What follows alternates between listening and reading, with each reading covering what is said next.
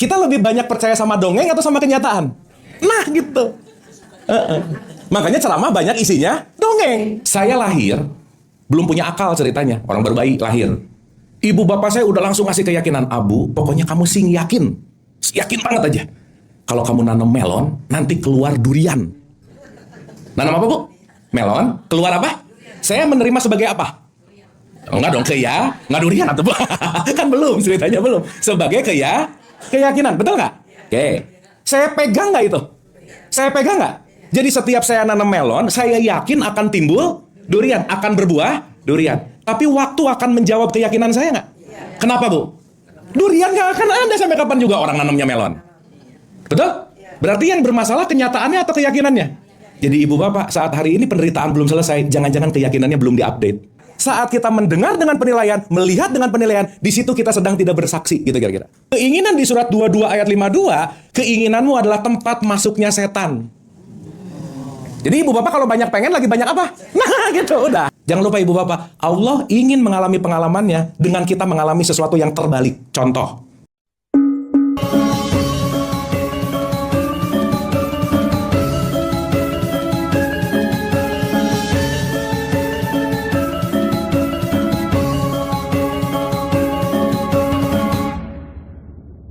Baik, salawat serta salam itu juga kita lupakan, kita sampaikan kepada seluruh nabi dan rasul, wabil khusus baginda besar kita Rasulullah Muhammad Sallallahu Alaihi Wasallam, kepada para sahabat-sahabatnya, tabiin, pemuka-pemuka agama, wali-wali Allah, pejuang-pejuang bangsa dan senantiasa sampai kepada kita sampai akhir zaman. Amin, amin ya Allah ya Rabbal Alamin. Ya Bapak sehat semuanya? Alhamdulillah. Happy New Year, kita setahun nggak ketemu. Tahun baruan di mana Bu, Pak? Oh di rumah ya, emang udah waktunya ya, jangan kemana-mana ya, di rumah aja.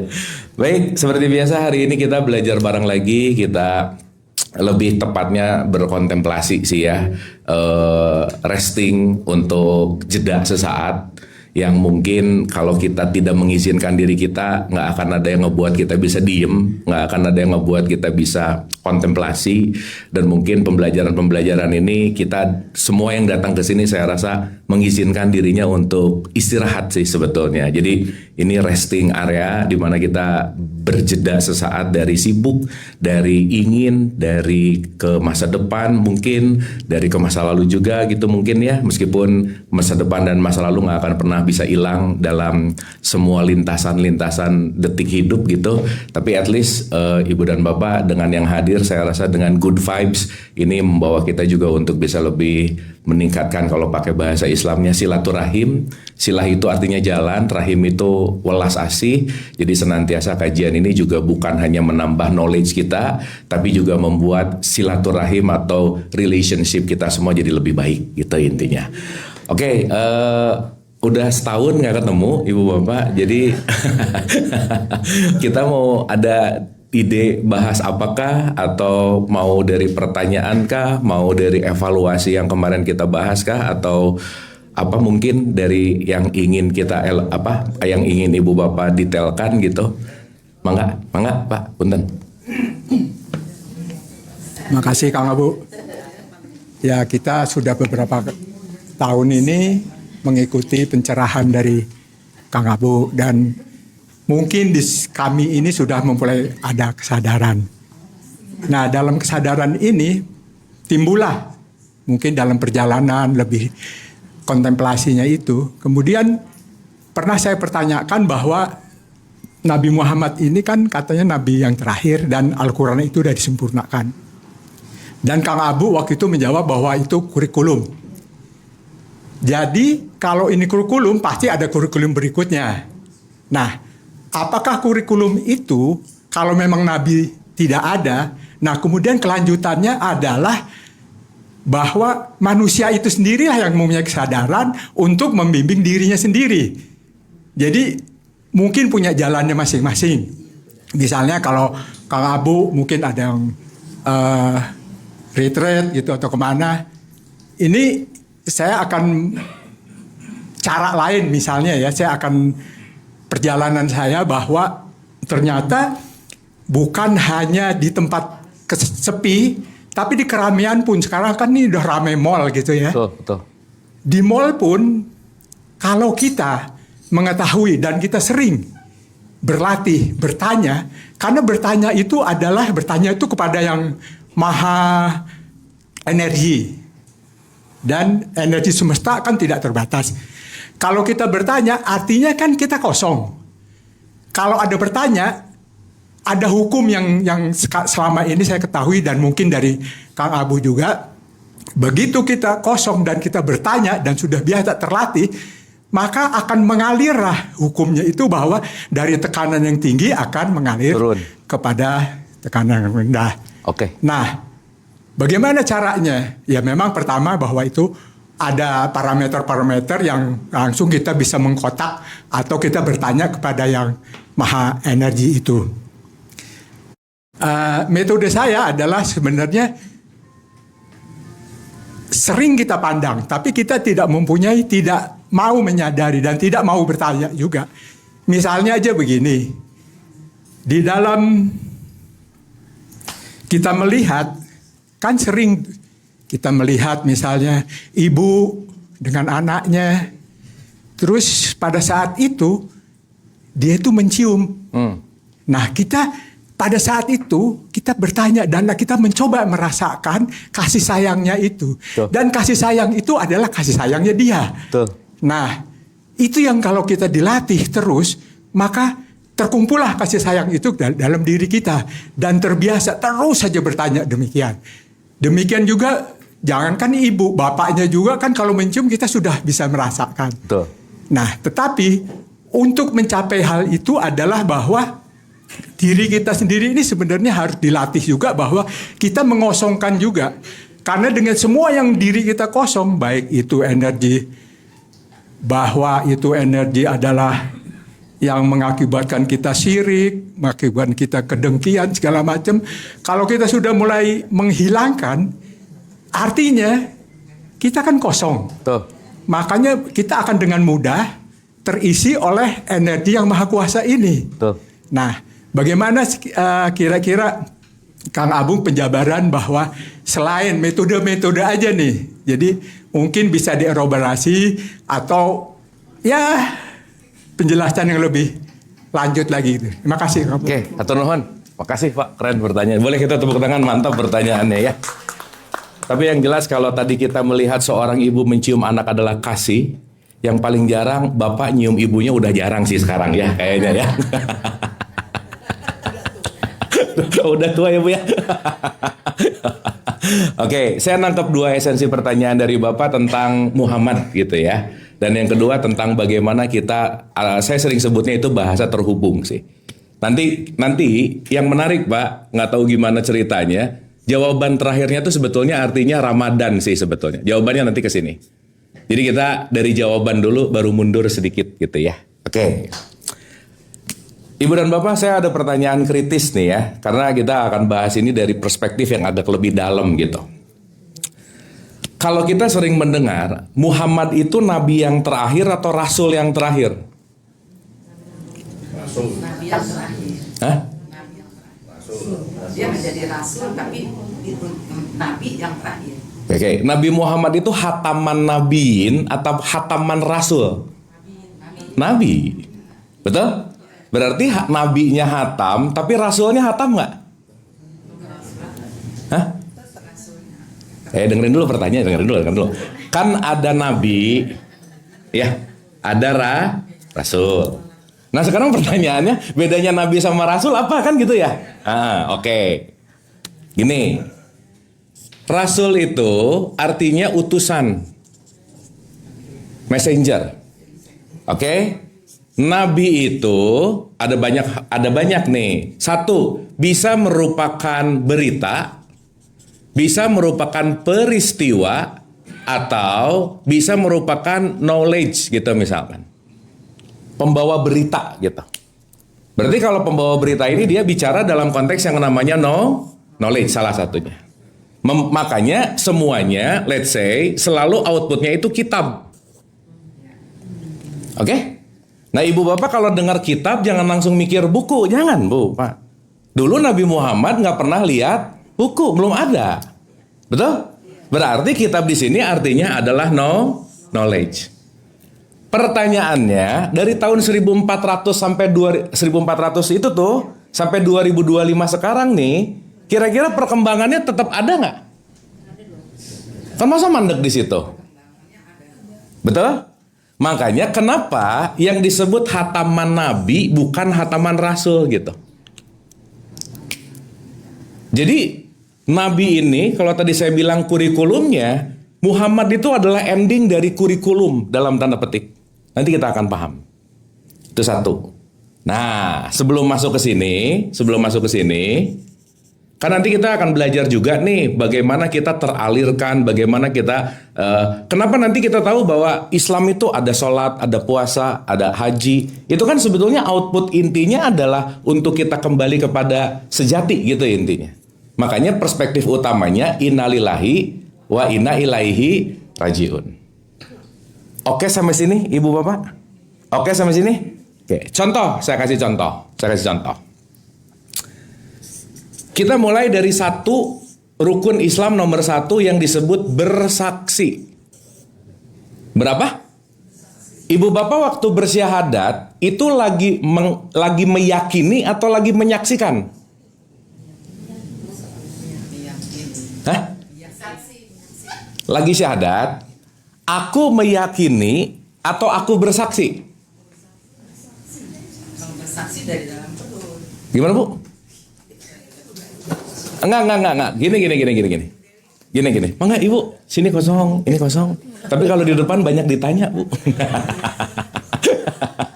Pak, silakan Pak. Mangga. Enggak, saya nggak pakai kok Pak. Mangga. Atau di sini. Ya, aman. Sip. Pelan-pelan ya, Ibu Bapak ya. Pelan-pelan. Karena once kita ngerti ini ada something yang banyak ohnya nanti. Pasti banyak ohnya. Karena gini, pendekatan yang kita sering pakai sekarang itu, pertama, pendekatan yang viral, Bu, Pak. Betul nggak? Yang diomongin banyak, pendekatan-pendekatan yang majority, padahal majority belum tentu benar gitu intinya. Jelas ya? Kebenaran tidak lahir dari seberapa banyak orang mengatakan. Makanya di Quran, menarik nih ya, kalau kita pinjam di kitab Quran, di surat 6116 tuh ada kalimat gini, janganlah kamu mengikuti sesuatu yang kebanyakan gitu. Karena kebanyakan itu pasti akan ngebuat kamu nggak lurus gitu kira-kira.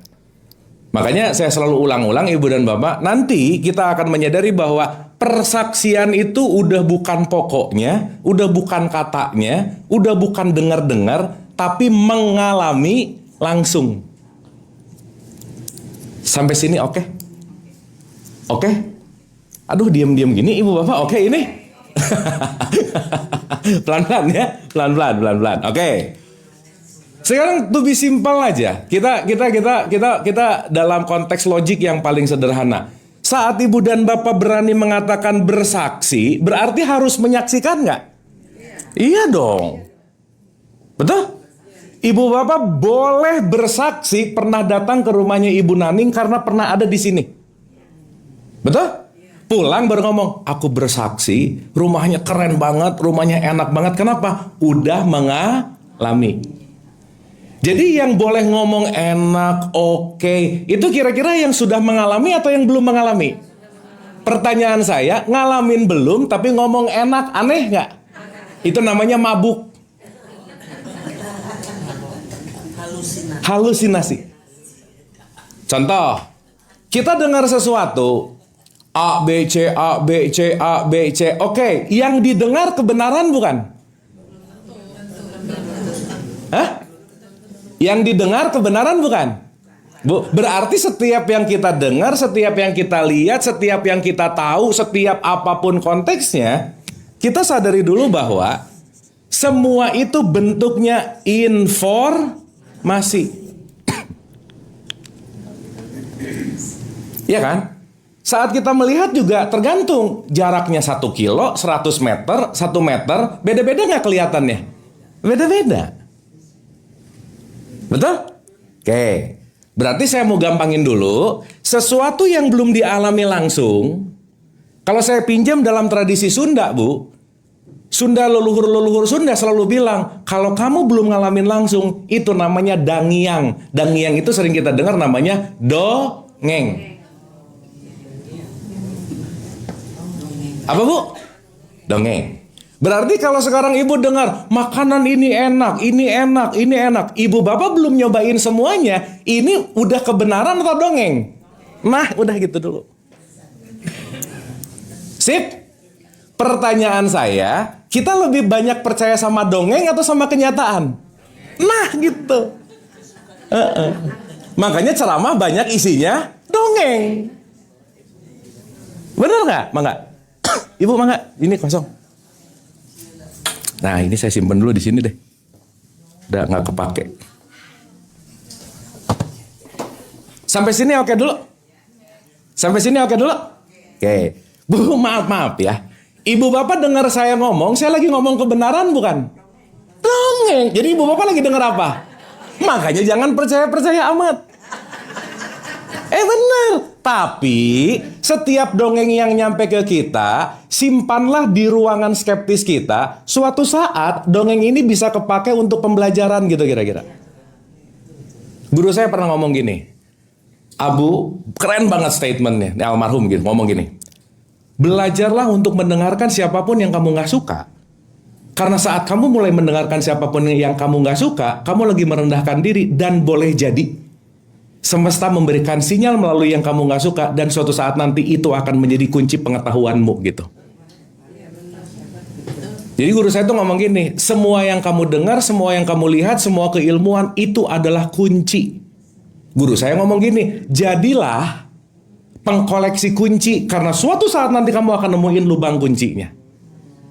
Paham gak maksud saya Bu, Pak? Nah sekarang kita kan kadang-kadang agak-agak sensi sama yang gini, sama yang itu, gitu nggak kira-kira? Padahal mau yang diomongin ke kita, sesuatu yang belum dialami, namanya masih dongeng. Sampai sini oke dulu nggak? Oke, sip? Oke nggak ini? Contoh, Nabi Musa membelah lautan. Ibu bapak percaya nggak? Ya percaya tapi nggak lihat gimana?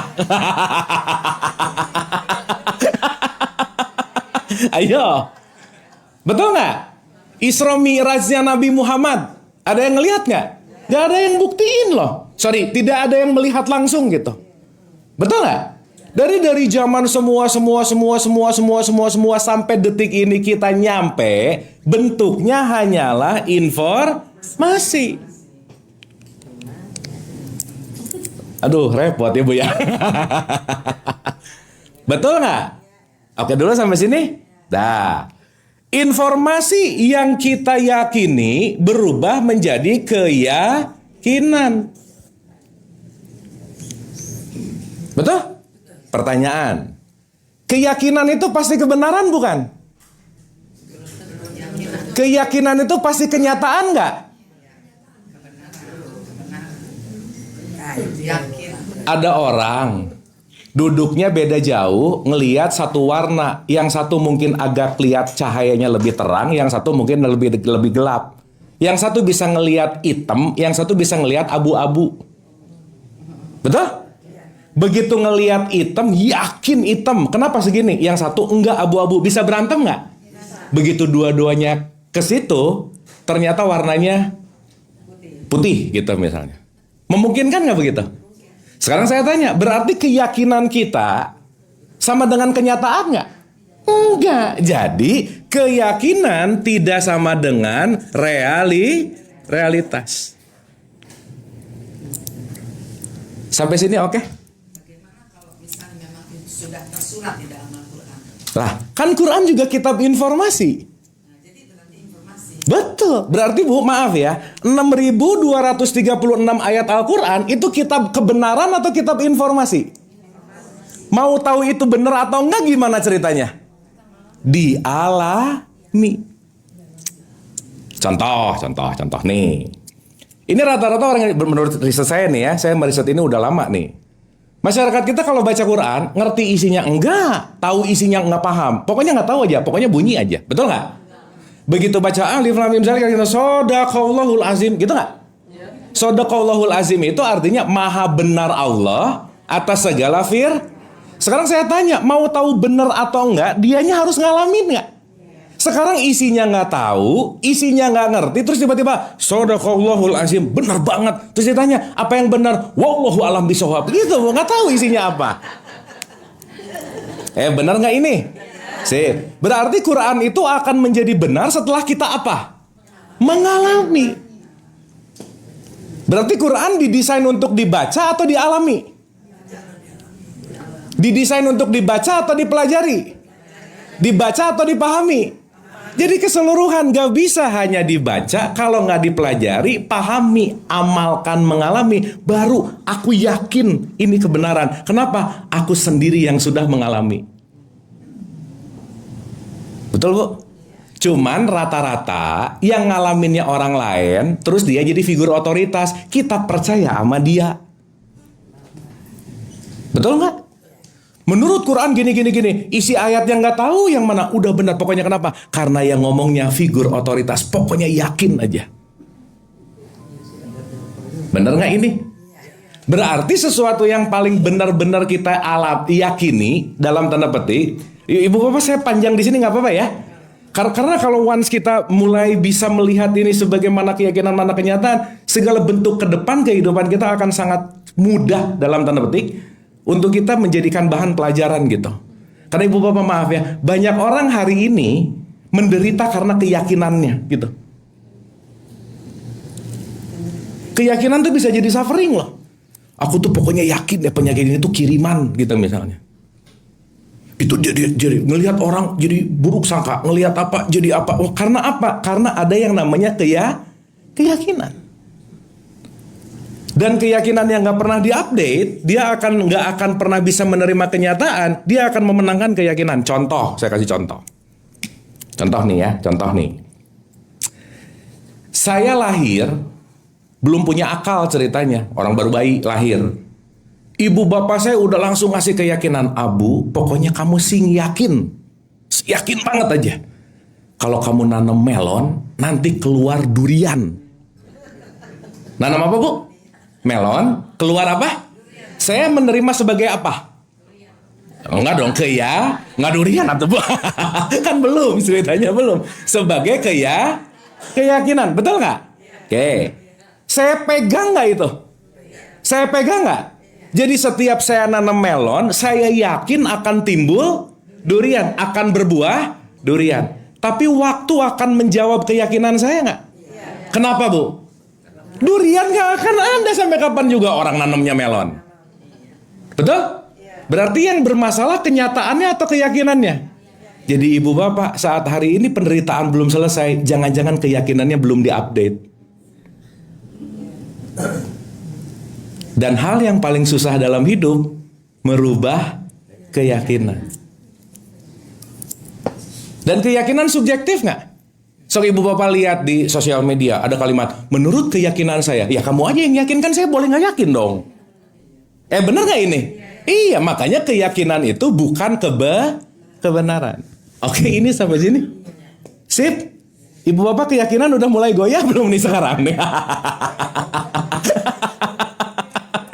Iya. Kenapa? Kalau nggak ada yang menggoyahkan itu, nggak tumbuh kita gitu. Sip.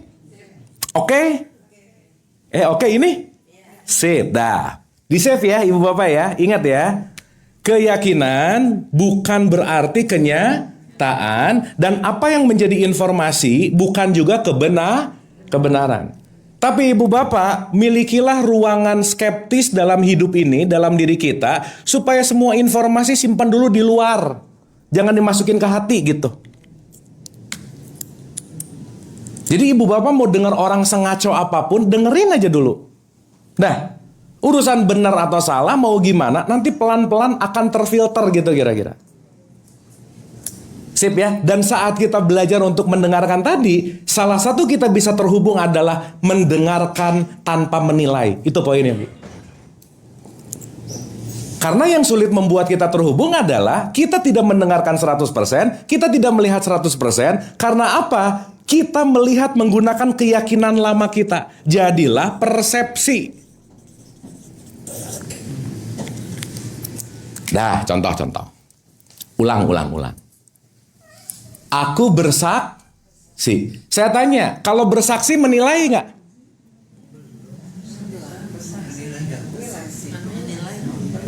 Menilai dan bersaksi beda atau sama? Beda. Kira-kira, kalau sudah ada nilainya, sesuatu yang kita lihat, jadi netral lagi nggak kira-kira? Enggak. Contoh, saya kasih contoh ibu bapak. Saya kasih contoh. Ginilah, gini. Udah nggak usah jauh-jauh. Ibu bapak mata kanannya ditutup. Dah?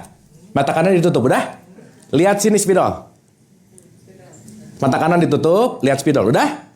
Sekarang tukeran, mata kiri yang ditutup, mata kanan buka. Nah, ada spidol. Tapi letaknya berubah nggak? Agak apa, Pak? Ada tadi gini? Agak kesini sedikit, kesini gitu nggak? Betul? Padahal tangan saya diem dari tadi. Paham nggak maksud saya? Artinya ini nggak pernah kemana-mana, tapi dengan sudut pandang berbeda, itu akan menjadi jarak yang berbeda, tempat yang berbeda, dan persepsi yang berbeda gitu kira-kira. Betul Bu, Pak? Berarti pandangan ini rawan penilaian nggak? Pendengaran ini rawan penilaian nggak? Saat kita mendengar dengan penilaian, melihat dengan penilaian, di situ kita sedang tidak bersaksi gitu kira-kira. Contoh. Ibu bapak pernah ketemu orang nyebelin nggak? Ya benar. Ya, ini paling gampang dijadiin contoh. Sekarang saya tanya, kenapa kita melihat itu menyebalkan? Karena kita tidak bersaksi. Tapi kita menilai. Gimana Bu? Kan belum mengalami belum. Ini mah lihat dulu ya. Yuk kita spending time sebentar ya Pak ya, di sini dulu ya, supaya nanti kedepannya kalau udah ngelihat ini enak aja. Ibu Bapak saya mau nanya, kalau kita menilai bisa jadi ada konflik nggak? Bisa jadi ada konflik nggak? Kenapa?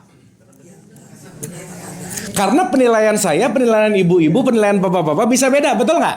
Keyakinannya beda-beda nggak?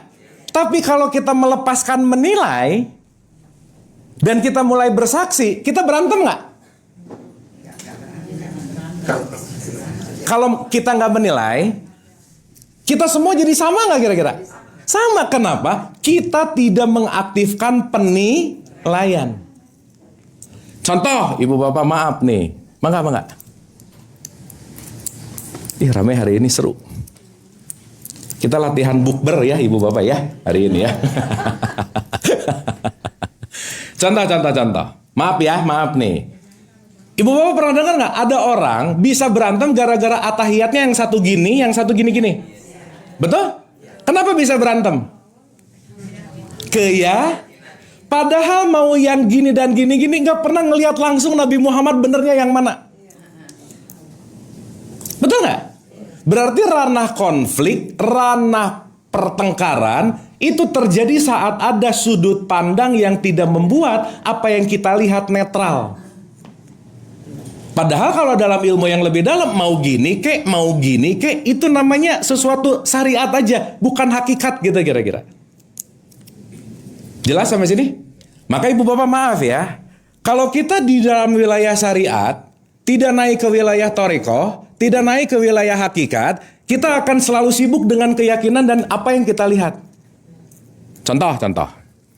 Ibu bapak maaf ya, pengetahuan kita terbatas nggak? Terbatas banget nggak? Lebih banyak yang kita tahu, lebih banyak yang kita nggak tahu. Kok berani menilai? Benar nggak? Saat kita bid'ah, pengetahuan bid'ah itu adalah dari pengetahuan kita yang kecil banget untuk menilai sesuatu. Sorry to say, kita ngomong salah, jangan-jangan bukan salah, kitanya yang belum tahu. Betul nggak? Betul? Nah, berarti kalau bersaksi outputnya adalah responsif. Kalau menilai responnya adalah reak. Jadi kalau kita marah gara-gara apa? Menilai. Kita benci gara-gara apa? Jadi ibu bapak kalau ingin bebas dari marah, dari benci, dari dengki, dari julid, lepaskan apa? Makanya disuruh saksikan.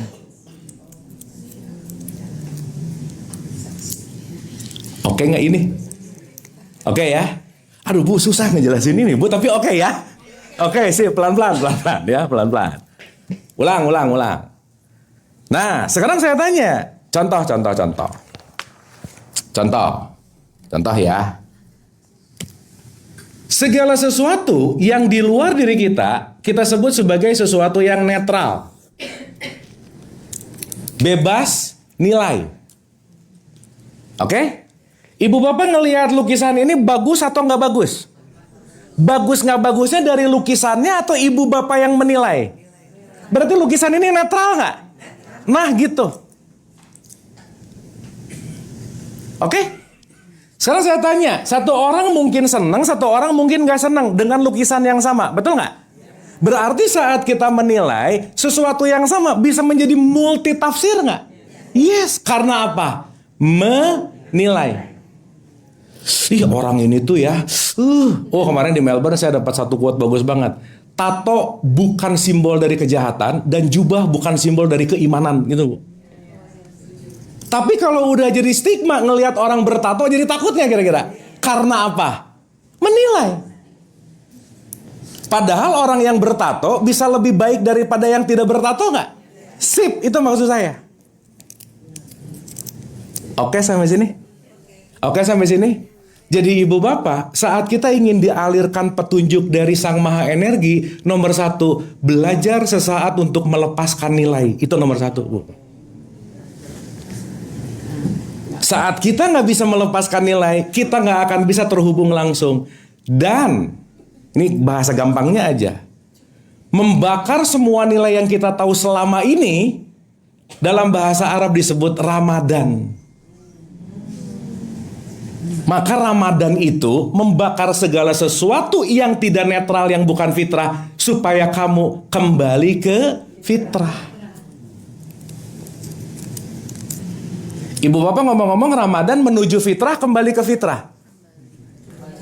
Bukan menuju, berarti kita ini sesuatu yang netral, ditutup-tutupin sama keyakinan, disuruh balik lagi, lepasin itu semua, gitu nggak Bu Pak? Sip, makanya disuruh Ramadan. Sampai sini oke? Sampai sini oke? Dah, contoh. Kita praktek ya ibu bapak ya. Boleh praktek nggak?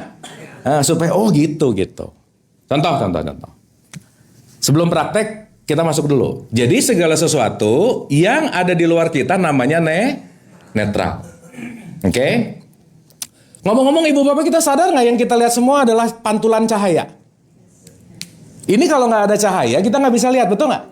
Berarti ada reflektor namanya pikiran. Pikiranlah yang membuat cahaya itu mau A, mau B, mau C. Itu namanya pikiran kita.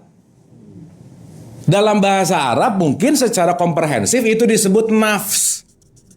Makanya ada yang namanya nafsu. Contoh.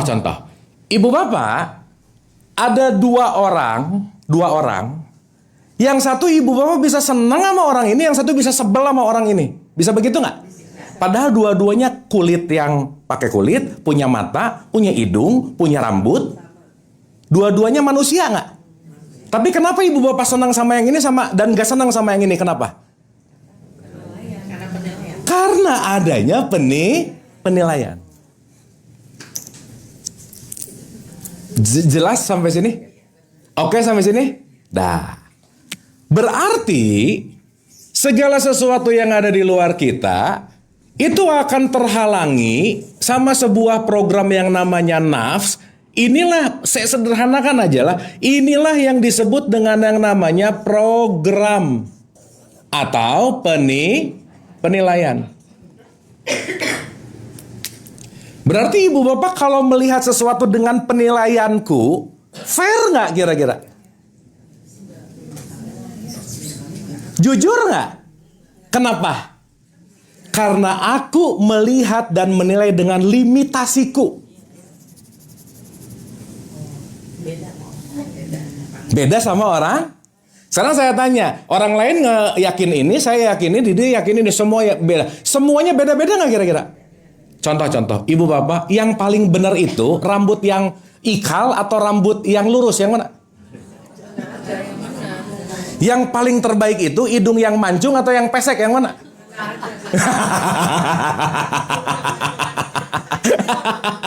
Ya, tapi kalau boleh memilih, ibu bapak pengen mancung, pengen pesek. Nah, itu korban viral namanya. Kenapa? Dari program ini sudah membentuk yang keren jadi model, yang menjadi sesuatu yang oke. Secara kolektif, mancung itu bagus. Betul nggak? Berarti orang pesek, dia benci kepesekan ya bukan karena peseknya, karena dia pengen mancung. Jadi yang bermasalah apanya? Pengennya. Bener nggak ini? Betul nggak? Berarti di nafs ini keluarlah yang namanya keinginan. Keinginan di surat 22 ayat 52, keinginanmu adalah tempat masuknya setan. Jadi ibu bapak kalau banyak pengen lagi banyak apa? Nah gitu, udah gitu aja. Berarti otomatis banyak pengen, banyak bisa kecewa nggak kira-kira? Karena kekecewaan hadir setelah ada Berarti kalau nggak mau kecewa gimana caranya? Jangan pengen. Iya nanti ngerti kok, pengennya yang penting-penting aja gitu. So ibu bapak maaf, ibu bapak kalau dicek dari 100 item yang pengen, yang penting berapa banyak? Sedikit. Sisanya mah nggak penting. Benar nggak? Oke nggak? Apalagi nanti kita kaitkan ada keinginan, ada kebutuhan. Yang bikin hidup susah keinginan apa kebutuhan? Udah. Gitu. Ini oke ya? Oke? Sip ya? Nah, ibu bapak maaf ya. Saat kita bangun tidur, udah otomatis kacamata nafs ini kita pakai. Jadi kita ngelihat dunia luar itu tergantung keyakinanku, kacamataku, pengetahuanku. Berarti waktu kita ngelihat sesuatu, kita ngelihat yang kecil atau yang gede? Gini. Ulang. Duh, pelan-pelan ya ibu bapak ya. Pak Bri pertanyaannya susah sih, jadi bahasa susah ya, tapi nggak apa-apa ya. Oh ya, oke. Ibu bapak kalau ngelihat ruangan dari lubang pintu, kecil nggak perspektifnya? Kecil. Kenapa? Karena ini lubang pintu A, lubang pintu B, lubang pintu C. Ini lubang-lubangnya nih ceritanya. Ini ruangannya. Pertanyaan saya, kalau sudut masuk lihatnya sekecil ini kalau di fotografi itu disebut diafragma nih. Aliran cahaya yang masuk f-stopnya ini itu adalah tergantung keluasan, maka orang ngelihat A mungkin hanya searea sini, betul nggak Bu Pak? Orang ngelihat B mungkin hanya searea sini, betul nggak? C juga segitu nggak kira-kira? Sekarang saya tanya, 3 lubang berbeda ngelihat tempat yang berbeda, padahal semuanya sama, bisa berantem nggak? Nah, gitu kira-kira.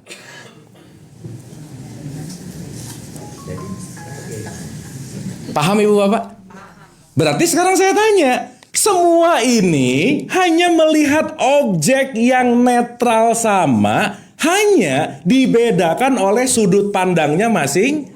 Nah, inilah nanti yang disebut nafs.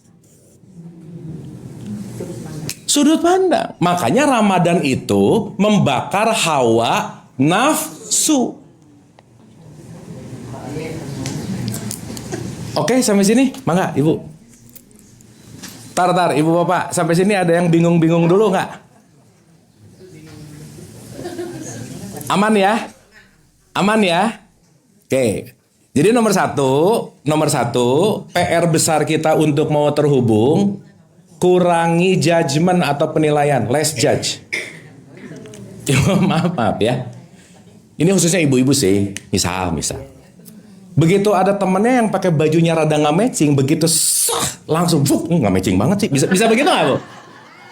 Benar nggak? Ya, itu kejadiannya sepersekian detik ya kira-kira.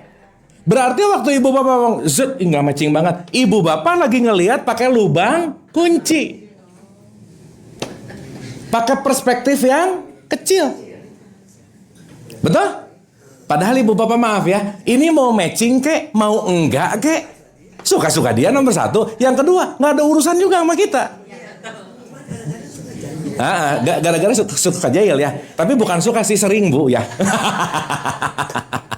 Paham sampai sini? Paham sampai sini? Nah, yang kedua berarti pelan-pelan nih. Tuh ini Muhammad belum nih ya, pelan-pelan ya ibu bapak ya, pelan-pelan. Ini kejadian atau saya sering sebut peristiwa. Ibu bapak, peristiwa itu apa sih? Ya itu sama dengannya. Ini definisinya. Kalau peristiwa itu sebetulnya apa yang sedang terjadi? Simpel ya. Peristiwa adalah Allah lagi ngobrol sama kita. Itu namanya peristiwa. Ibu bapak, kalau di bahasa Quran kan ada Allah berbicara kepada Musa gitu.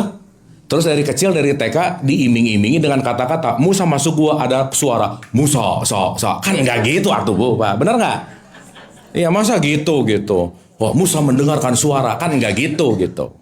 Ingat, bahasanya Allah itu bahasanya gelombang. Makanya kaitannya sama energi, vibrasi, frekuensi. Nanti kita bahas itu. Tetapi saya mau nanya, yang menghadirkan peristiwa ke kita siapa? Allah. Berarti setiap peristiwa yang datang ke kita, Allah lagi ngobrol sama kita nggak sebenarnya? Iya, cuman kitanya nggak tahu itu bahasanya Allah gitu. Nggak ada. Contoh. Ibu bapak ingat ciri orang takwa nggak? Sabar. Betul? Sekarang saya tanya, menjadi sabar itu anugerah atau dilatih? Nggak bisa. Ya Allah, anugerahkan aku kesabaran. Nggak bisa, bu. Oke? Makanya saat ibu bapak pengen jadi orang sabar, minta ke Allah, ya Allah, jadikanlah aku orang sabar. Allah ngasih ke kita bentuknya apa? Peristiwa. Besok datang orang nyebelin. Oke nggak ini? Berarti si orang nyebelin ini jawaban doa bukan? Jawaban apa yang kita getarkan nggak kira-kira? Maka setiap peristiwa kamu hanya akan melihat Allah gitu. Makanya di Al-Baqarah 115, kemana saja kamu menghadap, di situ wajah Allah. Supaya gampang, semua peristiwa yang datang, wah ini Allah lagi ngobrol apa sih gitu. Oke bu, paham? Jadi ibu bapak, ada nggak satu detik kita nggak berjumpa dengan Allah? Kan orang tiap detik peristiwa ada kok. Cuman kita mengartikan Allah tuh kayak yang ada di singgasana, gede, sosok. Kan bukan. Salah satu bentuknya adalah peristiwa. Jadi ibu bapak kalau ketemu orang nyebelin, itu messenger bukan? Nah gitu. Apa message yang paling penting ketemu orang nyebelin? Jangan-jangan yang nyebelinnya kamu gitu loh bu, Pak. Loh, gini ibu bapak punten ya, mohon maaf. Saya ngomong itu menyebalkan dari dalam saya atau dari luar saya? Berarti menyebalkan itu adanya di dalam saya atau di luar saya? Berarti menyebalkan itu dari mana asalnya? Jadi yang nyebelin siapa sebenarnya? Iya. Karena kalau menggunakan kacamata netral nggak akan sebel, nggak akan benci, nggak akan marah, nggak akan gimana. Kenapa? Karena aku melihatnya sudah tidak dari kacamata ruang atau yang disebut dengan yang namanya lubang pintu tadi gitu. Sok ibu bapak saya mau nanya, kenapa Nabi Muhammad begitu dilempari kotoran sama orang Yahudi, dia balik ngasih makan? Karena lensanya Nabi Muhammad sama lensanya kita jauh ngelihatnya. Nabi Muhammad melihat kasih sayang Allah tadi. Kita ngelihat orang nyebelin. Betul nggak Bu Pak? Jadi nomor 3, kalau tadi ngomongin tentang ada jeda apa, nggak bisa nggak Bu Pak? Maaf banget nih. Pokoknya kita mau berusaha gimana pun nggak pakai nomor 3 gini, nggak bisa terhubung aja. Nggak bisa. Nomor 3, bagaimana kita terhubung kepada Allah? Pandai memaafkan. Udah itu aja intinya. Karena kalau susah memaafkan, berarti dilepaskan atau banyak numpuk si luka-luka. Jadi luka-luka yang numpuk nggak dilepasin, ininya nggak akan kebuka gitu loh Bu, Pak. Betul nggak? Berarti untuk membuka yang sempit perlu datang sebaliknya nggak kira-kira? Jangan lupa ibu bapak, Allah ingin mengalami pengalamannya dengan kita mengalami sesuatu yang terbalik. Contoh, Nabi Muhammad perlu puluhan kali perang hanya untuk menyadari bahwa musuh terbesarmu itu bukan perang ini tapi di dalam diri kita. Ibu bapak, Allah maha kasih nggak? Berarti ibu bapak kalau ingin dihadirkan kasihnya Allah, ibu bapak perlu ketemu orang nyebelin. Loh, kalau kita memaafkan yang menyebalkan, berarti pemaafannya Allah hadir di sini nggak kira-kira? Iya. Ibu bapak relate nggak sih kenapa Allah nama terakhirnya Asmaul Husna nomor 99 apa bu pak? Sabar. Berarti untuk hadirnya sabarnya Allah di kita perlu ada peristiwa yang tidak menyenangkan nggak? Berarti semua peristiwa hanya untuk membangkitkan nama-nama Allah di dalam diri kita. Sedikit nih ya, pakai bahasan teologi sedikit nih. Saat ibu bapak melihat segala sesuatu, belajarlah menjeda sesaat dan merenungkan nama Allah apalagi yang harus pelajari hari ini gitu. Betul kan? Ibu bapak maaf. Kalau Allah mau hadir sebagai maha menyembuhkan, harus sakit nggak? Iya, begitu sakit, Allah lagi ngajarin maha menyembuhkan hadir. Makanya sakit mah pasti, menderita mah pilihan. Semua orang pasti sakit, tapi tidak semua sakit harus menderita gitu. Kenapa? Karena Allah memberikan kesempatan untuk aku hadir dalam aku mau menyembuhkan, maka kamu harus ngalamin sakit gitu. Betul nggak Bu Pak? Berarti ketika Allah ingin meluaskan, kita harus jadi sempit dulu nggak? Iya. Dan itu yang akan terjadi dalam everyday life kita, dalam perspektif tadi bahwa semua yang datang sebagai peristiwa, itu bagaimana Allah ingin bercengkrama dengan kita sebetulnya. Sampai sini oke Bu? Oke nggak ini? Dapat ya? Disitulah Bu, Pak, saat ngerti ini, ngomong subhanallahnya tuh bukan basa-basi gitu. Ngomong astagfirullahnya tuh bukan latah, tapi astagfirullah. Tahu gitu loh. Iya, ada rasanya. Kan beda masa Bu, ada burung beo keluar kotoran, itu astagfirullah. Apa urusannya ini burung beo sama astagfirullah sih gitu. Kan nggak nyambung. Itu jadi latah religius aja sih gitu. Bagus-bagus aja. Tapi konteksnya adalah tidak hidup di dalam dirimu gitu intinya. Sampai sini oke? Oke? Sip ya? Berarti ibu bapak maaf ya. Kira-kira si lubang kuncinya makin gede, rese nggak sama urusan orang? Rese nggak sama keyakinan orang? Enggak, kalau ininya makin gede, lensanya makin gede, makin sibuk sama urusan orang nggak? Makin ngomongin orang nggak? Enggak lah, udah. Ya udah, itu dia, ini aku. Jalannya dia, jalannya aku. Ini tetangganya nggak Jumatan yang pusing kita gitu. Itu tetangga nggak Jumatan, gimana kalau mereka nanti masuk neraka? Urusannya dia lah gitu. Nggak ngurusin banget sih gitu. Gitu nggak? Sekedar mengingatkan tuh paling nyebelin aja pokoknya. Oke ibu bapak. Sip. Dapat? Dapat? Oke, jadi ada dua nih. Menilai dan bersaksi. Yang mayoritas yang mana? Dominan. 99,9%. Yang bersaksi itu nggak banyak. Makanya perlu dilatih. Oke? Nah, sekarang saya mau nanya, gimana caranya melepaskan penilaian?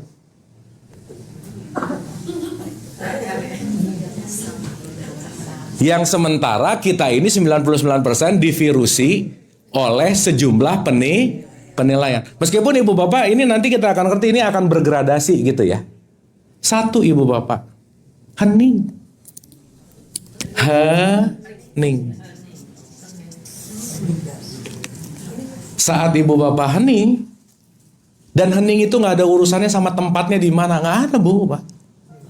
Mau ibu bapak lagi ada di rame gimana pun, tapi ibu bapak hening, maka keramaian ini tidak mengganggu gitu. Makanya aneh banget kalau orang di bulan Ramadan warung disuruh tutup, itu aneh bu. Tutup ya, kalau nggak aku puasanya keganggu. Aneh ya. Saya mau puasa nyuruh warung tutup, kan aneh. Ibu bapak saya mau nanya ya, kalau saya tamat puasa 30 hari, anggap aja begitu, pure, nggak ada bocor, nggak ada batal. Karena semua warung tutup, nggak ada yang buka. Hebat nggak saya, Bu, Pak? Biasa aja. Tapi kalau saya puasa sementara teman-teman saya nggak puasa, orang-orang nggak puasa, semua warung buka, saya tetap batal, lebih keren yang mana kira-kira? Nah, kenapa semua kontrol tidak terletak di luar diri kita, tapi terletak di dalam diri kita? Ya. Kalau fungsi daripada nafs itu ada di tubuh kita, Ya. itu apa aja kira-kira yang mencakup yang disebut nafs itu? Ya. Karena dengan Nafs. kita tahu itu baru bahwa kalau kan bisa juga penilaian itu kan dari pikiran. Tuh. Kemudian juga dengan kecerdasan dari sel-sel tubuh kita, karena dia itu sebagian dari kecerdasan semesta. Tuh. Juga kemudian energi itu sendiri yang mencetuskan pikiran kita gitu. Nah itu nafsu di mana gitu? Ya. Nafs itu adanya di dalam jiwa kita, bentuknya pikiran. Bentuknya pikiran. Ya, oke. Kenapa kita dikasih pikiran? Kalau nggak ada pikiran, nggak akan ada piano, nggak akan ada meja, nggak akan ada lampu, nggak akan ada mic, nggak akan ada wireless. Ini semua produk pikiran nggak, Bu, Pak? Iya. Makanya kita dijadikan co-creator, makanya dikasih Cuman pikiran ini paradoks. Di satu sisi bisa menciptakan sesuatu, di satu sisi bisa membunuh kita sendiri gitu. Gitu, Pak, kira-kira. Ya, mohon maaf ya, sekarang ada latest teknologi, let's say mobil listrik. Kalau nggak ada pikiran, mobil listrik ada nggak? Nggak ada.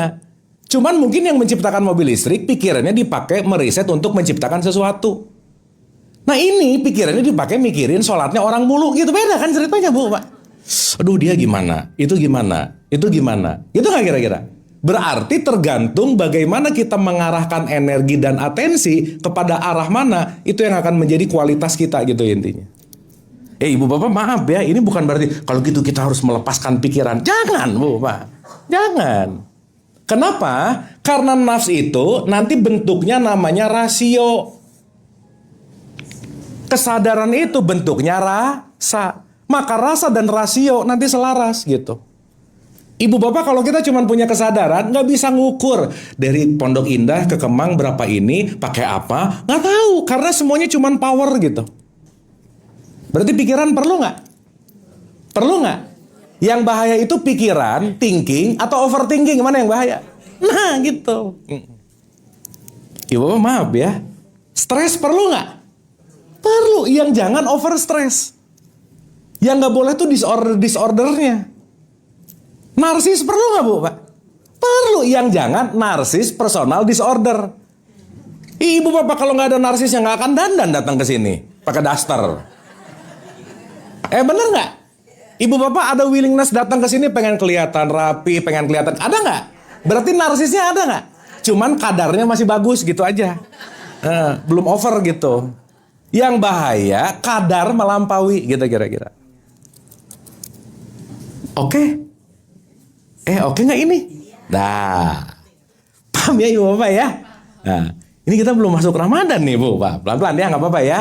Nah, jadi ada menilai, ada bersaksi. Berarti kita hari-hari disuruh banyak menilai atau bersaksi. Makanya Islam itu Makanya Ibu Bapak, segala sesuatu yang kita lakukan sebisa mungkin ada jeda dulu sebelum melakukannya. Jeda. Mikir dulu boleh lah. Sok Ibu Bapak punten ya, mohon maaf. Lebih cepat tindakan atau pikiran yang mana? Tindakan. Tindakan itu automatic design. Begitu ngelihat nyerocos dulu, habis gitu, aduh tahu tadi harusnya nggak usah marah sih. Bisa gitu nggak, Bu, Pak? Tapi marah dulu, mikir dulu. Berarti kalau marah lagi nggak mikir. Bener nggak ini? Berarti orang marah sering mikir atau banyak nggak mikir? Nah, udah gitu aja. Sip ya?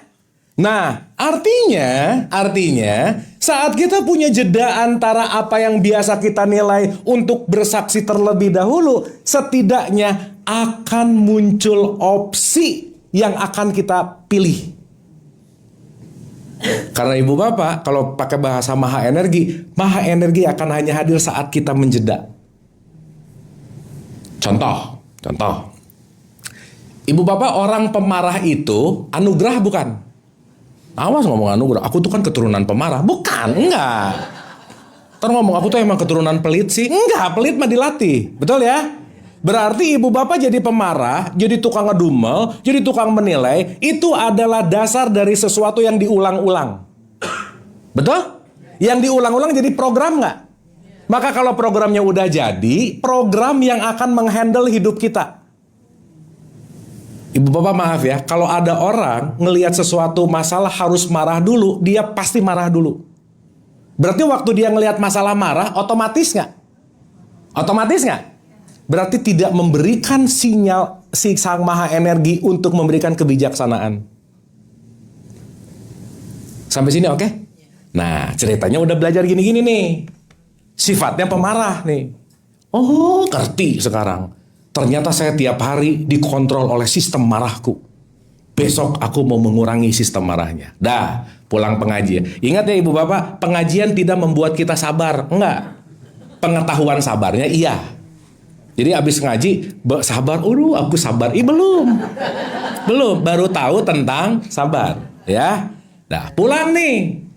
Begitu pulang, besok ada masalah. 1 poin, begitu masalah datang, diam dulu. Tidak terburu-buru mengambil keputusan. Kenapa? Karena begitu diam dulu, si program lama mau mengambil alih, kita bilang, program lama istirahat dulu. Diam, saya mau taking over. Itu kalau bahasanya sayanya Nabi Musa, aku besarnya, aku satunya, Tuhan datang. Maha pengasih, penyayang, pemaafnya hadir di situ. Kira-kira ibu bapak, kalau begitu kita diam dulu, punya kesempatan memikirkan lebih jernih nggak kira-kira? Nah, itu inti. Itu diam sejenak untuk menjernihkan diri. Nanti di bahasa Ramadan namanya itikaf. Iya bu, itikaf bukan bobo bareng di masjid bu, bukan. Datang ke masjid bobo bareng, gitu. Ya nggak apa-apa juga sih. Tapi poinnya, kita belajar mengambil keputusan yang berbeda dari hari kemarin. Sok ibu bapak saya mau nanya, keputusan kebanyakan dalam keseharian sama terus nggak rata-rata? Iya. Kalau udah programnya nasi goreng, kemana-mana mesen apa, lihat menu apa, ujungnya nasi goreng. Udah gitu. Menu hopeless tuh nasi goreng. Misalkan gitu. Oke ibu bapak? Sip ya? Dah. Berarti keheningan ini akan membantu reprogramming nafs kita merubah yang namanya habits. Nah ibu bapak misalnya, sekarang ibu bapak rasa-rasa aja, kira-kira ibu bapak punya kebiasaan apa sih yang tidak menguntungkan gitu kira-kira? Ada nggak bu pak kira-kira? Sekarang di dalam runtutan hidup ibu bapak saya, kita semua, kira-kira masih ada nggak kebiasaan-kebiasaan yang tidak menguntungkan? Ada dong pasti. Ya.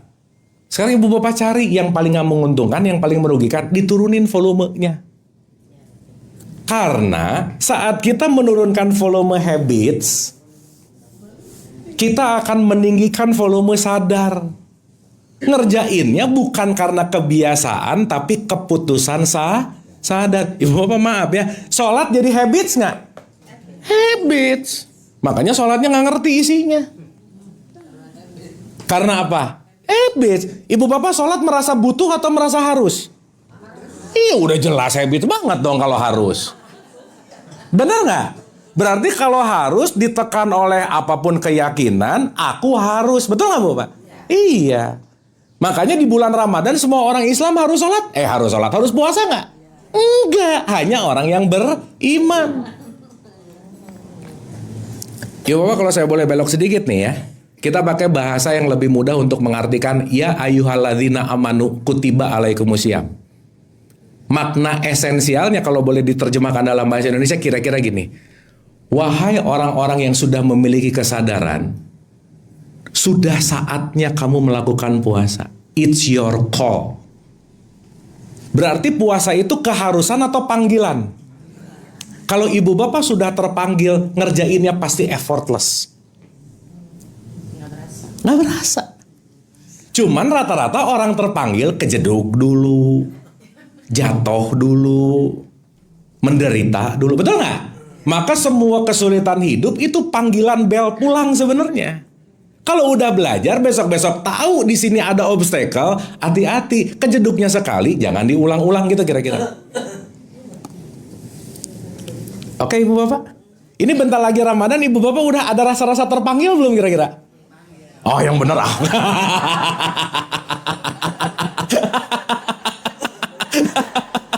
Dulu sesama murid yang agak bandel bu ngejokes gini sama saya. Kan guru kita lagi nerangin ya, woi yang disuruh puasa orang beriman. Teman saya ngomong, bu besok kita nggak usah puasa, kenapa? Bilang aja belum beriman gitu. Boleh, itu kan menarik gitu ya. Kenapa? Yang akan berhasil adalah yang terpanggil, bukan yang harus gitu intinya. Oke bu pak, dapat ya? Berarti ibu bapak maaf, sumber ilahiyah Allah dekat banget nggak? Berarti Allah hadir saat kita apa? Hening. Sok saya mau nanya, ibu bapak heningnya sering atau nggak sering? Nggak sering, sibuk. Dari bangun tidur sampai tidur lagi mikir terus kerjaannya. Betul nggak? Sibuk inilah, sibuk inilah, sibuk ini. Makanya 24 jam potong tidur kita mikir terus. Tiap beberapa jam ada kode supaya hening. Allahu Akbar, Allahu Akbar. Gitu nggak? Oh, udah. Diam dulu, diam. Kan sistem itu, waker. Berarti sholat waker bukan? Waker banget. Makanya sholat bukan tujuan gitu. Supaya menghening, saat menghening, hadirlah kesadaran di situ. Tapi ibu bapak gimana mau menghening hadir kesadaran waktu sholat begitu? Allahu Akbar. Ini rokaat 2, 3. Ada gitu nggak bu pak? Iya. Berarti kalau ibu bapak lupa rokaat lagi hening nggak? Enggak. Kan saya sering bilang ya, ada yang lebih parah. Allahu Akbar. Ini asar apa maghrib ya? Wah, itu udah pasti pulang dugem aja, udah fix aja ya. Itu mah habis dari sayap suci gitu. Ya pak. Iman. Puasa itu sebenarnya arahnya untuk kemana gitu? Karena kan puasa itu untuk diri kita sendiri. Tuh. Nah, kemudian imannya itu iman yang bagaimana? Oke, bagus pertanyaannya. Oke, sampai sini ya. Berarti yang disuruh puasa orang yang apa, Bu, Pak? Oke, berarti kita harus tahu ciri-ciri orang yang beriman. 1. Contoh. Ibu bapak Nabi Muhammad wahyu yang pertama datang disuruh apa? Ikra. Iya, Iqra. Kenapa disuruh Iqra? Apa esensial dari Iqra? 1 Bu, Pak. Orang mengikro, outputnya nomor 1 cerdas. Kan suruh baca. Jadi cerdas nggak? Ya. Yang kedua etis. Ini kemarin waktu di Melbourne saya ketemu Gus Nadir Syah Hussein ngebahas tentang ikro. Keren banget Bu, Pak. Dalam satu perspektif beliau bilang gini, Bu, kamu harus ngerti. Once ikro yang disampaikan Nabi Muhammad dalam beberapa perspektif yang agak lebih dalam, itu bukan masalah urusan baca gini, bukan.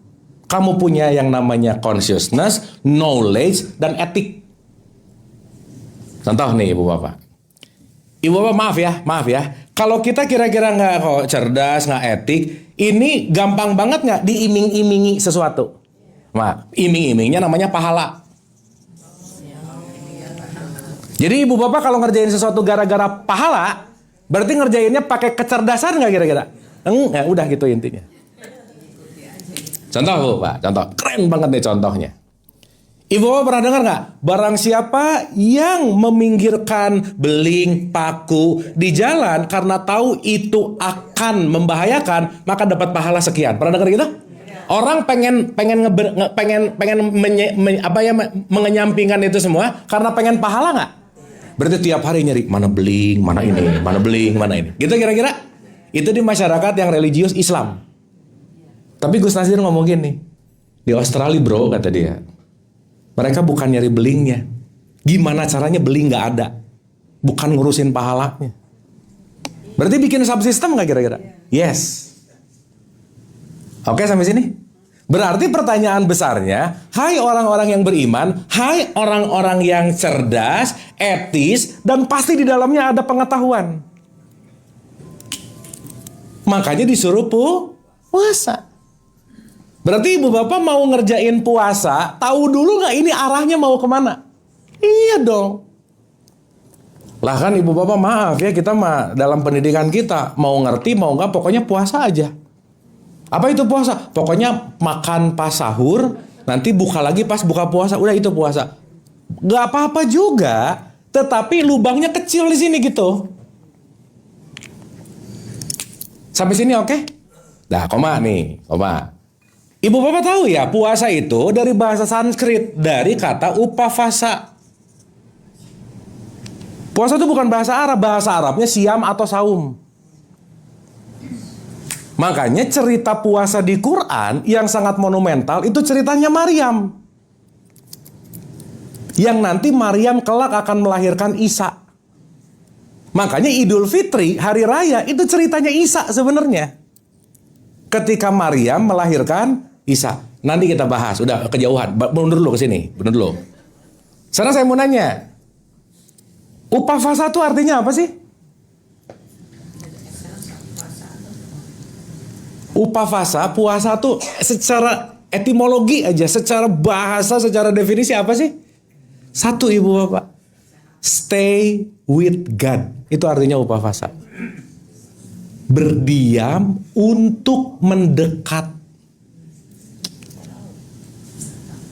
Berarti bulan puasa bulan yang gak banyak macam-macam gak kira-kira? Iya. Diem, gak ngapa-ngapain. Makanya ibadah diperbanyak, tahajud diperbanyak, bangun dipercepat. Gitu gak kira-kira? Supaya kita lebih punya banyak waktu heningnya, supaya punya banyak waktu terkoneksinya gitu. Makanya dalam kurun waktu tertentu ketika keheningannya ditambah, koneksinya lebih bagus, 17 Ramadan, nuzulul Quran, getting knowledge di situ.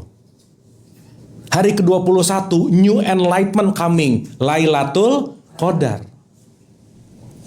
Dan orang masih terjebak ini semua dalam satuan waktu yang namanya bulan Ramadan. Kayak Lailatul Qadar tuh setahun sekali gitu, Bu, Pak.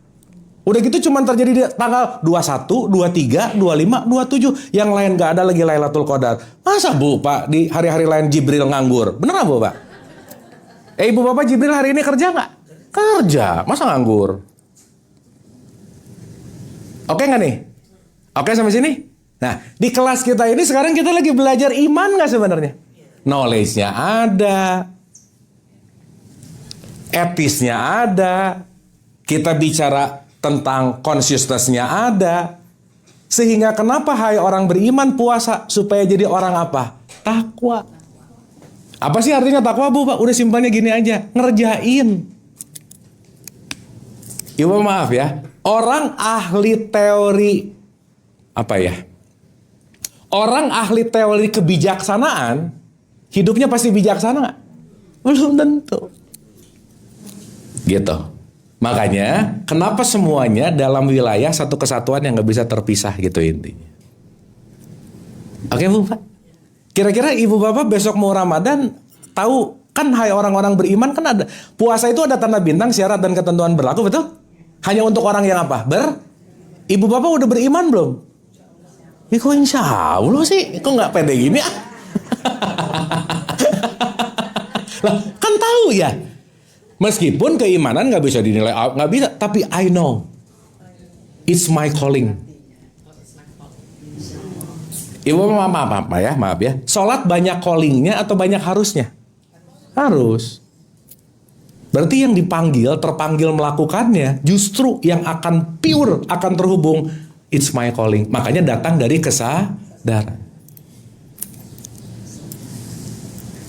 Oke, Bu, Pak. Sip ya. Pertanyaan callingnya ada di mana? Di sinilah. Siapa yang paling tahu itu calling kita atau bukan? Itulah kenapa kita nggak bisa rese sama keyakinan orang lain. Jadi besok mau ada yang puasa mulai duluan, mau ada yang lebaran duluan, ya udah aja sih gitu. Betul nggak? Kita sibuk dengan sesuatu yang nggak penting, tapi lupa bahwa esensi yang paling mendalam itu adanya di sini gitu. Oke, Bu, Pak. Jadi dalam keramaian apapun Ibu Bapak lagi ke mall, lagi belanja apa, bisa hening nggak sebenarnya? Bisa. Tapi kalau ibu bapak hening, pasti nggak jadi belanja. Iya. Makanya bapak-bapak kalau ibu-ibunya lagi mau belanja, kasih a'udzubillahi minasyaitonirrajim. Ya, bisa begitu ngelihat tas, a'udzubillah nggak jadi. Ngelihat ini, a'udzubillah nggak jadi gitu. Karena keputusannya akan jauh lebih sadar. Makanya jangan heran, Bu, Pak. Kenapa orang dalam konteks, dalam tanda petik mistisismenya Islam disebut tasawuf? Tasawuf itu dari kata sawuf itu artinya wall. Dia udah sangat sederhana karena kenapa? Dia udah nggak banyak mau gitu. Ibu pernah dengar Ibnu Arabi nggak? Ada nama salah satu tokoh besar Ibnu Arabi. Itu kayaknya tajir melintir sultan kalau sekarang. Tapi kekayaannya tidak membelenggu dia gitu. Nah sekarang jadi sufi pakai bajunya doang wall ke gunung, tapi ininya melekat juga gitu. Kan bukan gitu poinnya. Sip ya. Oke ibu bapak, dapat ya? Dah, saya komain nih, dikit lagi. Udah, PR ya ibu bapak ya. Saat ibu bapak mau menilai, diam dulu. Nanti ibu bapak akan ngerasain, ya ampun ini program lama tuh berteriak banget gitu. Ibu bapak maaf ya, kalau kita keseharian jam 9 pagi udah mulai cerewet, udah mulai marah-marah, itu manggil pasti gitu. Iya. Nanti body clock jam 9, kok belum cerewet sih? Pasti gitu. Karena udah ada recordingnya. Ingat, your body keep the score. Everything recording di sini. Makanya kenapa semua ritual agama pasti ada gerakan fisiknya. Kenapa? Untuk rewriting code gitu kira-kira. Oke Bapak? Sip ya? Jadi PR-nya begitu mau ngapa-ngapain, diam dulu. Sekarang saya tanya. Ya, nih. Satu lagi. Ibu bapak oke ya? Ini ibu bapak ngerti apa puyang? Nah, kalau puyang bagus bu. Ya. Ini Allah nih. Ceritanya sang sumber, sang maha energi. Ya. Dia meniupkan sumbernya. Jadi percikan. Bahasa Arab. Islamnya ruh. Oke? Dia meluas aplikasinya jadi jiwa.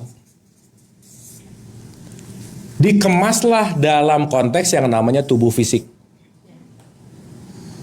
Kita sering sebut ini aku 1, aku 2, aku 3, aku 4. Semuanya aku. Ibu bapak beres pengajian nanti ke ruangan itu makan. Yang makan aku berapa? Aku 4. Yang ngerasain enak atau enggaknya aku berapa? 3. Yang ngontrol banyak dikitnya siapa?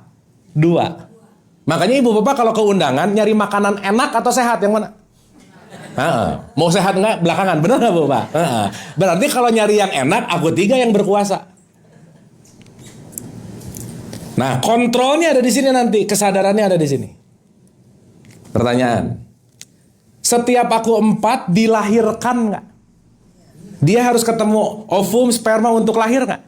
Maka ini adalah terlahir. Tapi aku 2 terlahir nggak? Terpercik. Makanya di Al-Maun ibu bapak, sesuatu yang disebut yatim adalah tidak memiliki bapak. Berarti dia terlahir nggak kira-kira? Iya dong, terlahir dong. Betul ya? Makanya kalau kita bicara anak yatim itu adalah anak di mana konteksnya yang tidak memiliki bapak, gitu kira-kira. Means tidak memiliki bapak, tidak terlahir, means yang yatim di dalam dirimu yang tidak terlahir itu hanyalah ruh yang aku percikan. Makanya kalau dalam bahasa Quran diomongin jangan menghardik anak yatim. Means di dalam dirimu ada yang terpercik bukan yang terlahir. Inilah yang sering disebut dengan yang namanya nurani. Jadi waktu nurani kita dihardik terus, lagi menghardik anak yatim itu nggak kira-kira? Iya. Jadi saat nurani ngomong jangan, tapi karena ego kerjain. Saat nurani ngomong sekarang, tapi ego bilang nanti aja. Bisa gitu nggak kira-kira? Berantem terus kayak ini semua. Saat kita menghentikan 3 dan 4, biarkanlah aku 2 kita hadir dalam keheningan. Pertanyaan. Allah tuh wujud nggak, Bu, Pak? Ih, kan sifat Allah nomor 1 wujud, kidam, bako. Betul? Sekarang saya tanya, si 4 hidup gara-gara sumber aku 2 nggak? Iya dong. Kalau nggak ada aku 2 ini hidup nggak? Berarti wujudnya yang paling gampang untuk kita sadari apa? Nafas. Ibu bapak maaf ya, kalau kita udah nggak ada nafas, ini hanya akan menjadi seonggok daging yang bentar lagi busuk. Tuh, kalau nafas sudah mulai nggak hadir, ini mah daging yang nggak ada gunanya juga sih, quote and quote gitu. Bahkan kalau udah busuk menjijikan nggak kira-kira? Iya. Jadi kita sejatinya bukan yang 4 dan 3, kita sejatinya yang 2 ini, yang sedang mengalami ini semua. Makanya nanti disebut bersaksi. Oke? Sip ya? Dah rumus kuncinya, saat ibu bapak lagi marah, stres, kesel, apapun, kembalilah ke napas. Ibu bapak waktu tarik nafas, hidup. Waktu buang nafas, lagi mati kan sebenarnya. Lagi nggak ada gitu. Cuman konstan. So, tarik, buang, nggak narik lagi. Langsung berita innalillahi. Betul nggak Bapak? Karena nggak ada lagi yang masuk. Sekarang saya tanya, yang masuk ke saya, ke ibu, ke bapak semua, sumbernya sama nggak kira-kira? Saat kita udah ngeliat dengan lensa yang lebih terbuka bahwa semuanya adalah bagian dari napas, yang kita lihat adalah proyeksi nafas dalam bentuk-bentuk yang berbeda, isinya nafas semua. Pertanyaan besarnya, berapa persen, nggak usah jauh-jauh ibu bapak, kita mensyukuri nafas gitu berapa persen? Makanya nanti ada kalimat para tasawuf tuh bilang gini Bu, Pak, ibadah yang paling tertinggi dan bisa dilakukan oleh siapapun, itu namanya nafas. Berarti saat nafas sebetulnya lagi ibadah nggak sebetulnya? Gitu nanti kita ngerti itu. Itulah kenapa gerbang terhubung, kembalilah kepada nafas. Jadi ibu bapak kalau ngelihat ada baju nggak matching, nih diam dulu. Dia nafas dulu. Nah udah, keinginan untuk menilai, keinginan untuk si ini hadir minimal berkurang. Oke Bu, Pak. Sip ya. Jadi ibu bapak, selama nafas masih ada, selama nafas masih aktif, kita lagi hidup. Dan kitalah sang hidup itu. Yang bikin ribut dari 3 dan 4 ini namanya drama hidup. Udah. Jadi ibu bapak, sedrama apapun hidup kita, ingat kita masih hidup, masih nafas. Jadi kalau masih nafas, gak ada alasan ngeluh gitu kira-kira. Karena masih hidup. Saya pernah cerita di sini ibu bapak, teman-teman anxiety Indonesia pernah kumpul. Mereka ingin bunuh diri ceritanya. Kebanyakan. Karena menganggap bahwa kalau aku membunuh hidupku, selesai. Pertanyaan besarnya, yang kamu pengen hilangin itu sebetulnya hidupnya atau drama hidupnya? Drama. Hidup nggak usah diapa-apain. Betul nggak Bapak? Tapi karena terlalu lebay untuk ibu bapak di sini ada nyamuk nih, ya. Kira-kira kalau pakai raket nyamuk yang cetek gitu aja bisa membunuh nyamuk nggak kira-kira? Ini kalau terlalu lebay nyamuk ambil basoka, hancur. Nyamuknya mati, gedungnya hancur. Gitu nggak kira-kira? Nah, artinya once ingin menghidupi ini, jangan-jangan yang kita ingin selesaikan tuh ininya gitu. Nah, to be simple. Bu Ramadan, Pak, Ramadan artinya apa sih? Membakar. Jadi bulan, atau nggak usah pakai bulan, Neng. Jadi Ramadan artinya, meramadankan diri artinya, membakar semua drama hidupmu dan membiarkan kamu tetap hidup. Itulah namanya kedamaian, kebahagiaan. Saat hidup, sudah tidak terjebak oleh drama. Ibu bapak tiap bangun tidur yang dikasih makan hidupnya atau dramanya yang mana? Begitu lihat udah lihat Instagram lah, TikTok lah, drama ini semua. Benar nggak? Jadi ibu bapak ngeliat ini gini, udah gak usah terlalu gimana. Ingat drama dan rata-rata itu semuanya ilusi. Ibu bapak lihatnya di berita, nggak ngeliat langsung. Oke? Jadi ketakutan ada di sini nggak? Pikiran bisa bikin kita sakit nggak? Kalau pikiran bisa bikin kita sakit, berarti pikiran bisa bikin kita sehat. That's your choice. Oke Bu, Pak? Sip ya? Praktikal nggak nih? Praktikal banget Bu. Pokoknya begitu ibu bapak lagi tensi naik nih. Nafas dulu. Kenapa? Nafas sangat membantu banyak hal Bu. Ibu bapak nggak akan pernah ngelihat orang lagi marah-marah nafasnya tenang, nggak bisa. Nggak bisa, pasti gitu kira-kira. Dan ibu bapak tahu blood pressure ketika nafasnya pendek-pendek naiknya kira-kira. Oksigen ke otak sedikit nggak? Iya, makanya susah mikir. Akhirnya nanti tubuhnya apa? Fight, flight, freeze, fawn.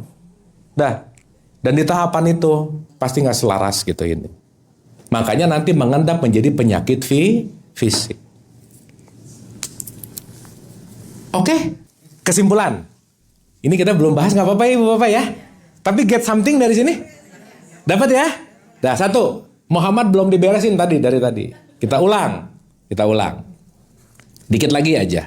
Supaya nanti ibu bapak begitu syahadat itu bukan wa asyhadu anna Muhammad Rasulullah. Bukan ucapan gitu. Tapi esensi. Dah. Ya. Ya.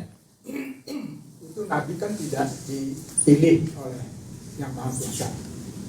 Karena apa tidak dipilih? Karena dia itu setiap bertanya, berhubungan dengan Yang Maha Kuasa, dia diturunkan jawabannya.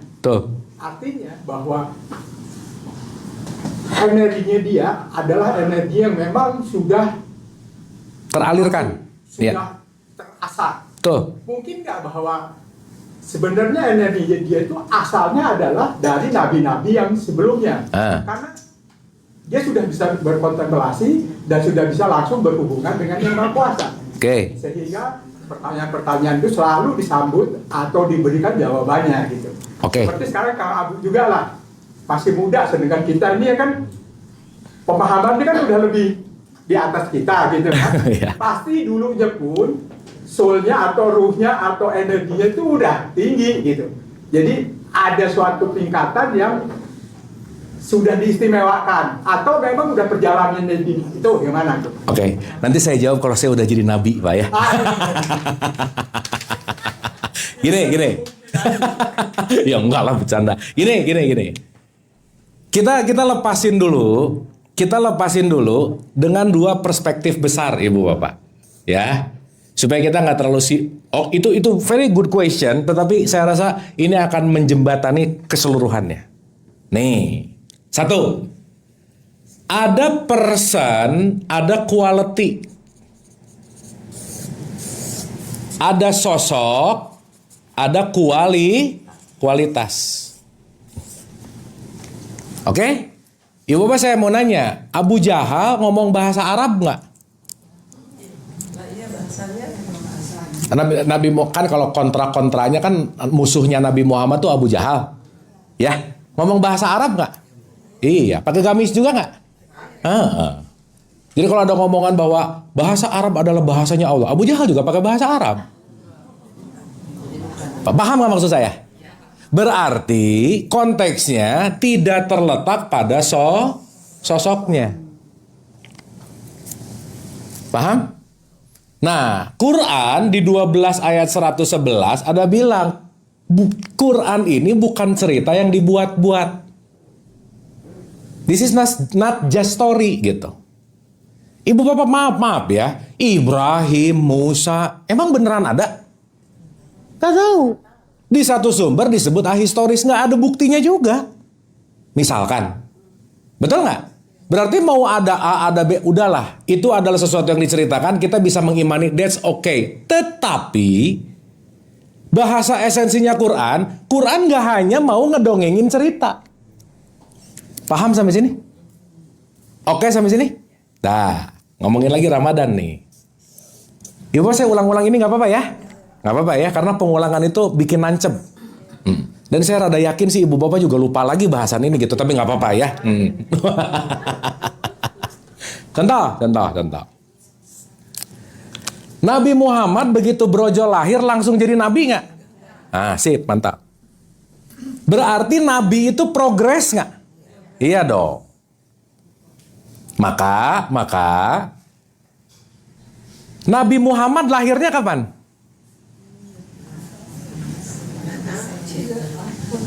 Hah? Ibu bapak pernah dengar nggak? Tahun gajah 12 Rabiul Awal, pernah dengar nggak? Adalah cerita gitu.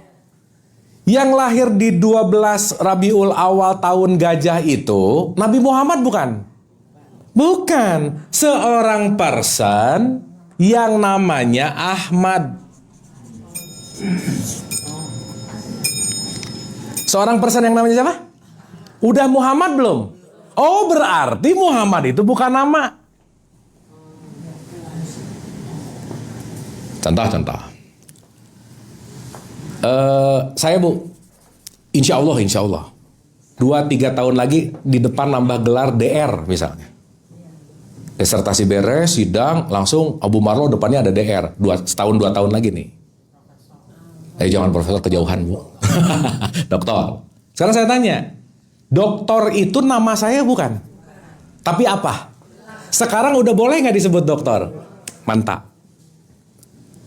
Jadi kedoktoran saya udah lahir belum?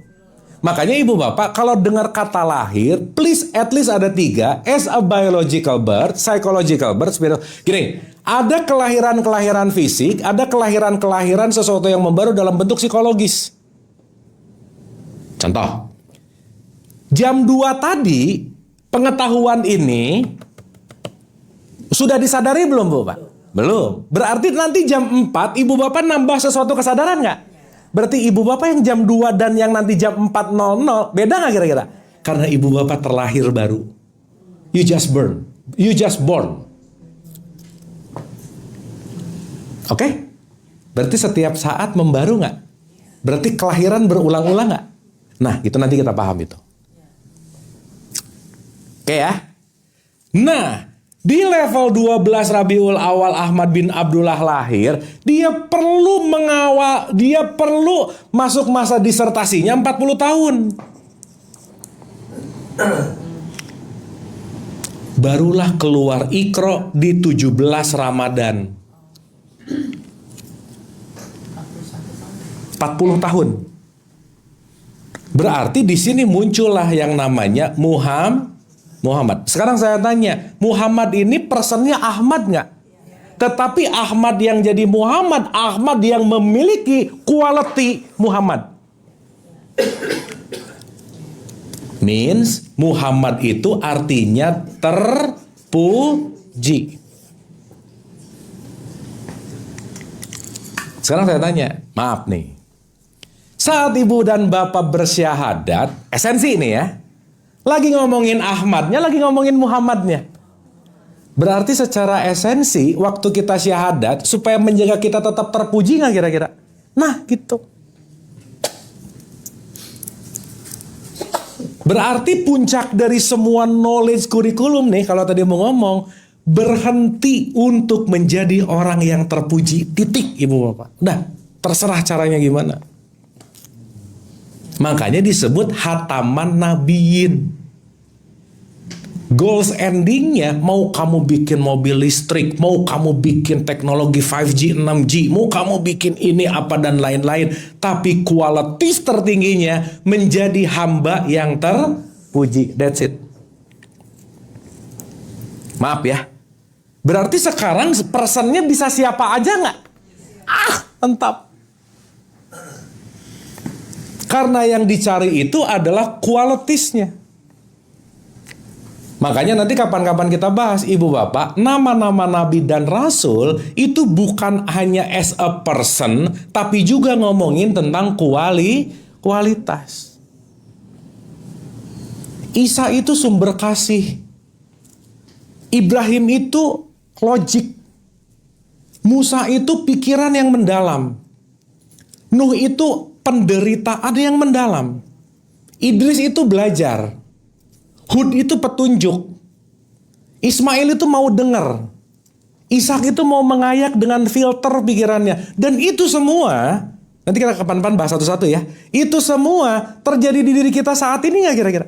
Contoh, ibu bapak datang ke sini lagi belajar nggak? Berarti ibu bapak lagi mengaktifkan kualitas Idrisnya gitu. Idris itu dalam bahasa Arab disebut tadarus, tadrusun, artinya belajar. Jadi Nabi Idris itu bukan ada bapak-bapak namanya Pak Idris, bukan bu, Pak. Bukan, tapi kualitas aku saat aku lagi mau belajar. Jadi ibu bapak sekarang lagi belajar, lagi pakai kualitasnya Idris nggak kira-kira? Selesai ibu bapak belajar, tadi dipakai pikiran, Musanya nyala, tadi dipakai rasa, Ibrahimnya nyala, tadi mau mendengar, Ismailnya nyala. Selesai ini welas asihnya lebih oke, pulang dari sini ibu bapak akhlaknya lebih baik, jadi lebih terpuji nggak kira-kira? Nah gitu. Jadilah disitulah wa ashadu anna Muhammad Rasulullah. Bukan di sana, bukan hanya itu gitu maksudnya. Tapi ibu bapak maaf ya, yang ngerti ini 1%. 99% kan ngomong-ngomong aja sih gitu. Nggak apa-apa juga gitu. Oke? Sip? Paham? Berarti kalau mau jadi Muhammad, aku 3, aku 4-nya harus di burn dulu nggak kira-kira? Itulah namanya Ramadan. Membiarkan keterpujian itu hadir. Makanya nanti ada cahaya yang terpuji, Lailatul Qadar. Ibu bapak nggak usah jauh-jauh, maaf ya. Dari kita tadi kita ngobrol apa dan lain, setidaknya ada sesuatu yang gini nggak? Oh, ada nggak? Itu namanya Lailatul Qadar. Enlighten. Oh gitu. Dapat sesuatu nggak? Itu knowledge yang dalam banget gitu kira-kira. Berarti barusan Lailatul Qadar nggak? Cuman nggak usah cerita-cerita, udah diem aja. Nanti pulang sih, aku tadi Lailatul Qadar loh. Udah selesai nih. Ya nggak paham puyeng gitu. Lailatul Qadar Ramadan belum, udah gitu siang-siang lagi gitu. Kan pusing. Jelas ya? Oke? Berarti kita semua belajar memuhammadkan diri nggak kira-kira? Mantap. Makanya diulang-ulang, wa asyhadu anna Muhammad. Begitu mau ngomongin baju orang lagi-lagi, set, anna Muhammad. Nggak jadi gitu. Masa orang terpuji ngomongin baju orang, misalkan gitu. Jadi syahadat aplikatif nggak? Aplikatif, bukan hanya wa asyhadu, bukan. Sekarang bu syahadat dijadiin untuk login orang bu, pindah syahadat aja gitu. Padahal cuma ngomong aja. Kan pindah agama cuman kayak pindah dari XL ke Telkomsel gitu bu, sama aja sih gitu. Quote and quote ya. Kalau hanya dalam wilayah tatanan kemasan gitu. Oke? Sip? Oke ya? Tertampak dari jawabannya mulai lapar ibu bapak ya. So, puncak pembahasan kita ibu bapak, satu aja saya mau menutup dengan satu poin yang saya rasa jadi PR besar kita yang selalu kita ulang-ulang. Ibu bapak, belajarlah menjeda. Udah itu aja bu. Jeda. Bangun tidur, jangan gerabak-gerubuk lihat HP, pusing, diam dulu, santai. Minum, jeda. Makan, jeda. Kita latihan gak rusuh gitu bu. Kenapa? Saat rusuh, saat buru-buru, saat tergesa-gesa, aliran lagi stop. Dan itu hanya akan hadir ketika kita present, hadir, dan itu semua nggak mungkin kalau kita tidak membiarkan diri kita melatih untuk dialirkan. Nanti ujungnya berserah ujungnya. Oke bu Pak? So ibu bapak, apapun yang masih berat, letting go. Karena tidak ada yang bisa menolong ibu bapak untuk melepaskan yang berat itu tuh nggak ada bu Pak. Pertanyaan saya, mau sampai kapan yang berat itu dipegang terus sehingga menutupi cahaya-cahaya kesadaran gitu kira-kira. Kambing dipelihara buat kurban, ini dendam dipelihara buat apa bu? Iya, kambing dipelihara makin gede, benar nggak bu Pak? Marah, benci dipelihara buat apa? Udah letting go. Gitu. Oke, sip, dapat sesuatu? Alhamdulillah. Hatur nuhun Pak, kira-kira simpelnya itu dulu. Dan pembahasan Ramadan belum kita bahas ya. Insya Allah kita akan bahas di next pertemuan. Sebelum kita tutup, kita hening dulu sejenak Ibu Bapak. Kita landing sebentar supaya hadir utuh di sini saat ini, supaya kita bisa lebih rileks sebelum nanti menikmati hidangan bumi, hidangan aku 4. Mari kita bersyukur, berterima kasih kepada diri kita, bersyukur, berterima kasih kepada pikiran perasaan jiwa kita. Niatkan saja, wahai para jiwa, istirahatlah sejenak. Hanya untuk sejenak menikmati nafas. Untuk melepaskan semua apa yang dikhawatirkan. Untuk melepaskan semua apa yang ditakutkan, diinginkan, diharapkan. Kita lepas sesaat. Kita hanya bersyukur hadir utuh di sini saat ini. Bersyukur dalam kehadiran nafas.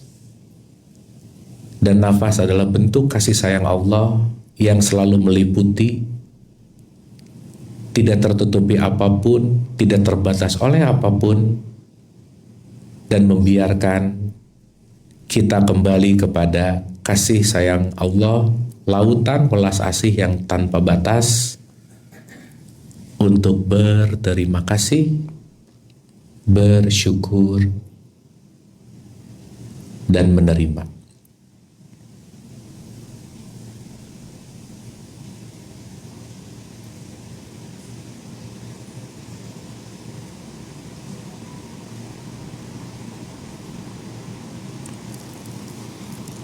Al-Hadiniyah Al-Fatihah. A'udzubillahi minasyaitonirrajim. Bismillahirrahmanirrahim. Alhamdulillahirabbil alamin. Ar-Rahmanirrahim. Maliki yaumiddin. Iyyaka na'budu wa iyyaka nasta'in. Ihdinas siratal mustaqim. Siratal ladzina an'amta 'alaihim ghairil maghdubi 'alaihim waladdallin. Amin, amin ya Allah ya Rabbal alamin. Hatur nuhun, terima kasih Ibu dan Bapak, senantiasa tetap sehat dan bahagia. Wabillahi taufiq wal hidayah. Assalamualaikum warahmatullahi wabarakatuh. Selamat makan sore. Hatur nuhun.